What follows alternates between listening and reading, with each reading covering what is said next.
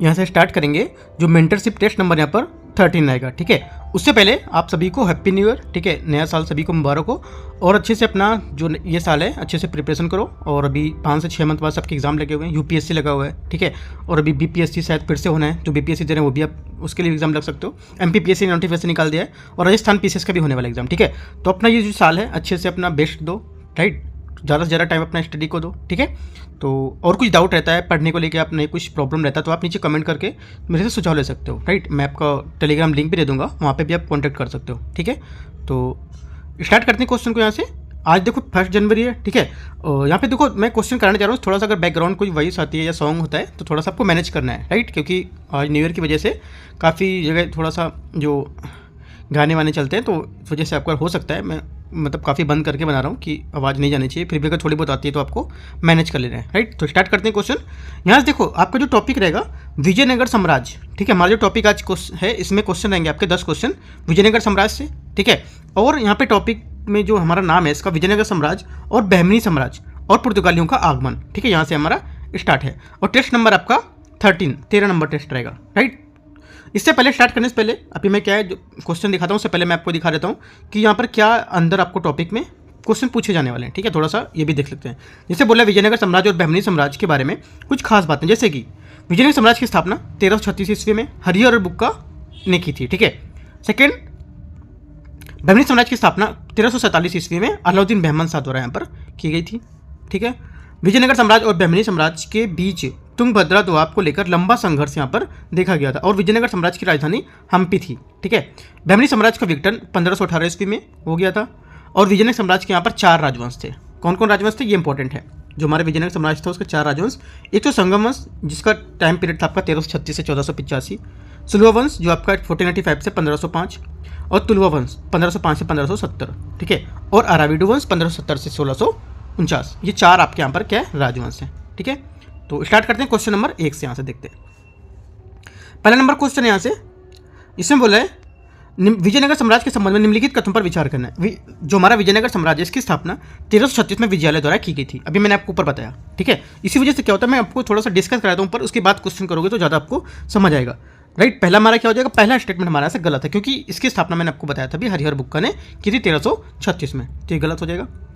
हम्पी खंडरों को वर्ष 1800 में कर्नल कोलिन मैकेंजी द्वारा पर प्रकाश में लाया गया था, ठीक है। सेकंड क्या है, सेकंड हमारे यहाँ से करेक्ट है। तीसरा, बहमनी साम्राज्य, बहमनी जो साम्राज्य है उत्तर में स्थित है किसके, विजयनगर साम्राज्य के, ठीक है।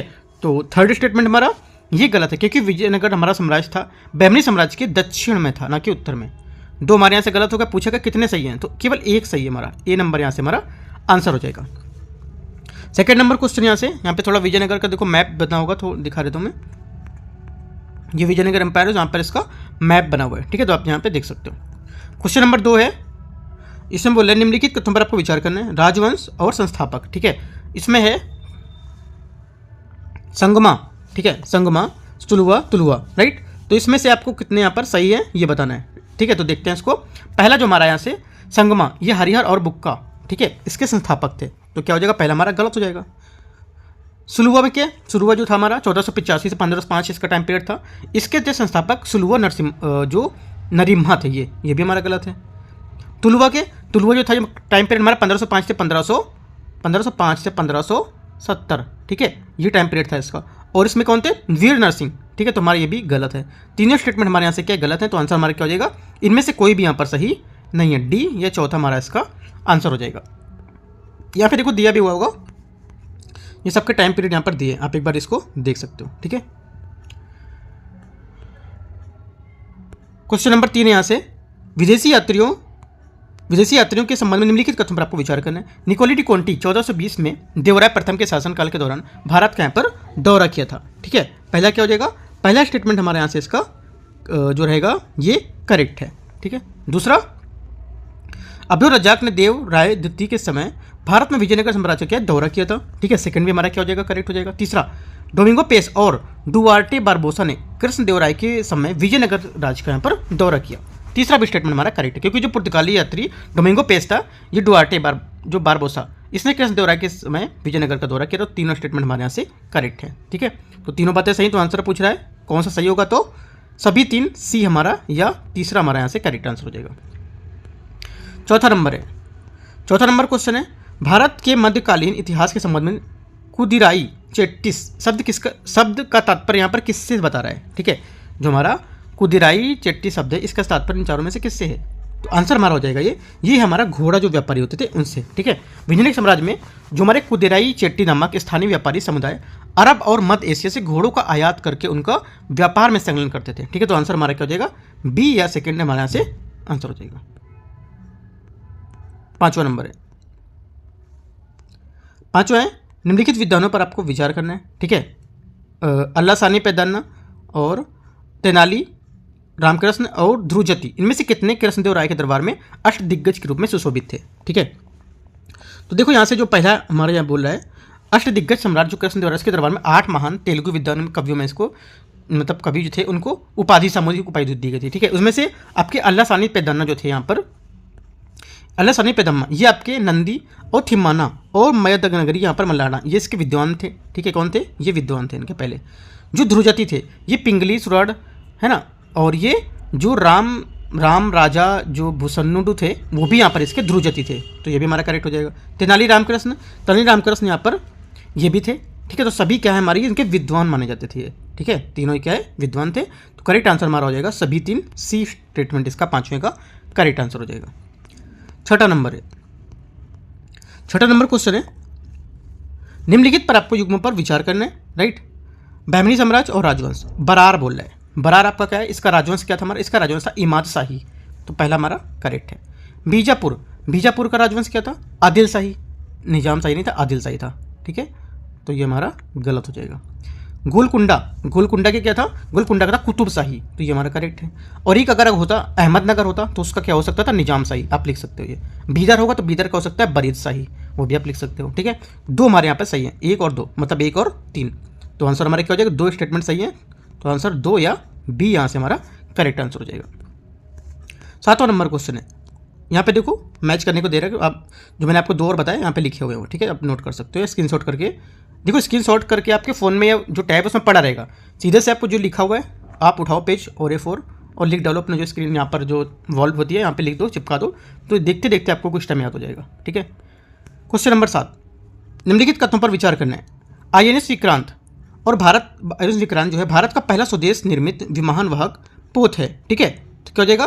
पहला स्टेटमेंट हमारा यहाँ से जो बोल रहा है 7वें नंबर का, ये स्टेटमेंट आपका करेक्ट हो जाएगा, क्योंकि INS विक्रांत भारत का पहला स्वदेश निर्मित विमान पोत है।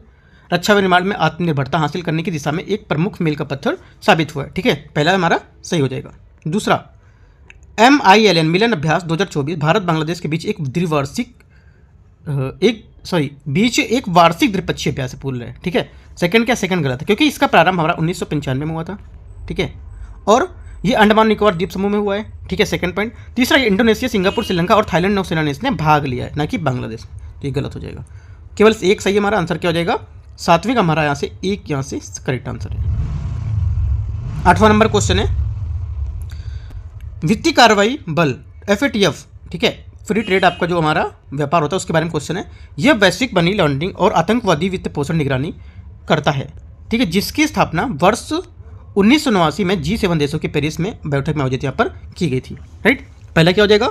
8वें का यहाँ से जो पहला स्टेटमेंट हमारा ये करेक्ट हो जाएगा। ठीक है, दूसरा, हाल ही में संयुक्त अरब अमीरात UAE जो है इसको FATF की ग्रे लिस्ट में यहाँ पर शामिल किया गया है। राइट, सेकंड क्या होगा? सेकंड स्टेटमेंट हमारा यहाँ से इसका ये गलत है, क्योंकि हाल ही में संयुक्त अरब अमीरात जो है हमारा UAE इसको फाइनेंशियल एक्शन टास्क फोर्स जो हमारी FATF है इसकी ग्रे सूची से हटाने के लिए यहाँ पर खासकर बात की गई है। ठीक है, जो भारत की बैंकिंग जो वित्तीय कंपनी NBFC उसकी सकारात्मक परिवर्तन होने की संभावनाएं भी हैं, तो हमारा सेकंड गलत हो जाएगा। पहला आपका सही है, तो आंसर क्या होगा? कौन सा सही है? केवल एक यहाँ से सही है। 9वां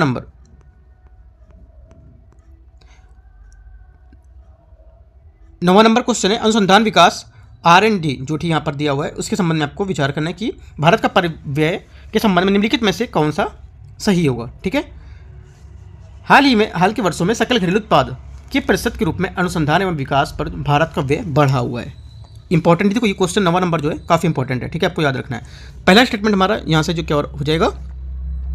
ये स्टेटमेंट हमारा पहला वाला गलत है, क्योंकि अनुसंधान विकास जो हमारा है इसके संबंध में भारत का जो व्यय है ये घटकर सकल घरेलू उत्पाद का मात्र 0.64% हो गया है।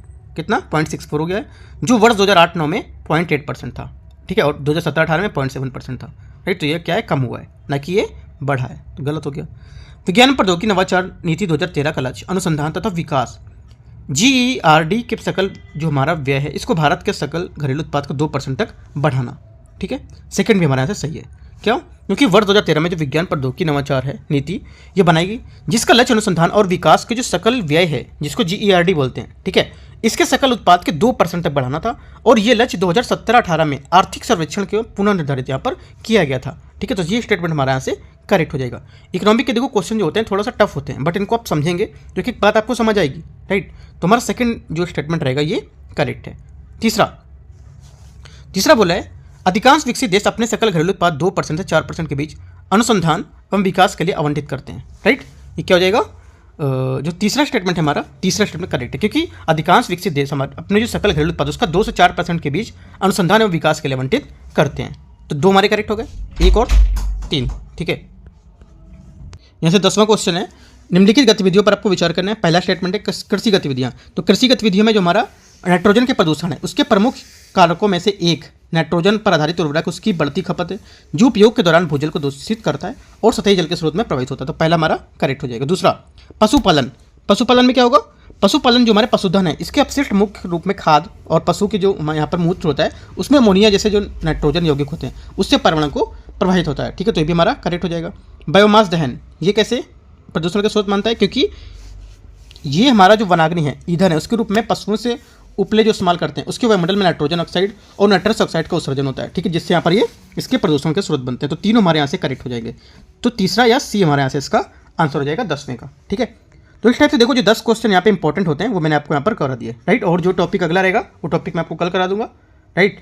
और जो भी कोई डाउट रहता है आपको यहाँ से मैं टेलीग्राम ID दे दूंगा, वहाँ से आप पूछ सकते हो या नीचे कमेंट भी आप कर सकते हो, right. All the best, thank you और हैप्पी न्यू ईयर सभी को जितना भी यहाँ पर देख रहे हो। और भी कुछ डाउट रहता है तो नीचे पूछ सकते हो, ठीक है।